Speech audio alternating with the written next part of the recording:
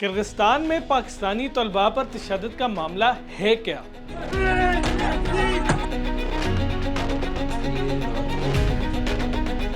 کرغستان کی مختلف جامعات میں زیر تعلیم پاکستانی طلباء پر مقامی افراد کے تشدد کے واقعات گزشتہ 2-3 دنوں سے منظر عام پر آ رہے ہیں۔ بشکیک کے طلباء نے انڈیپینڈنٹ اردو کو بتایا کہ پاکستانی طلباء کے ہاسٹل میں 18 مئی کو مقامی افراد داخل ہوئے اور ان پر تشدد کیا۔ بشکیک میں موجود پاکستانی طلباء کہتے ہیں کہ چند دن قبل کرغستان کے مقامی افراد اور مصر سے تعلق رکھنے والے طلباء کے درمیان سگریٹ پینے پر لڑائی ہوئی، جس میں کرغستان کے کئی افراد زخمی ہوئے۔ پاکستانی طالب علم کا کہنا ہے کہ یہ لڑائی کرغستان اور مصر کے طلباء کے درمیان تھی، مگر مشتعل مقامی افراد نے بغیر شہریت کے تفریق کے غیر ملکی طلباء کو مارنا شروع کر دیا۔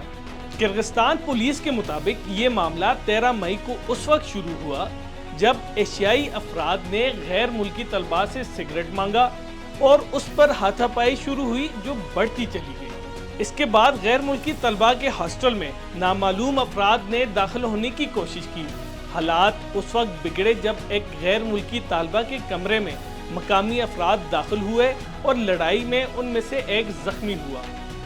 فی الحال حالات پہلے سے بہتر ہیں، مگر پاکستانی طلبہ خوف کی وجہ سے ہاسٹل کے کمروں تک محدود ہیں، جبکہ کھانے کی قلت بھی ہو چکی ہے۔ رواں سال جنوری میں پاکستانی محکمہ صحت کے اعداد و شمار کے مطابق کرغستان میں 12,000 پاکستانی طلبہ زیر تعلیم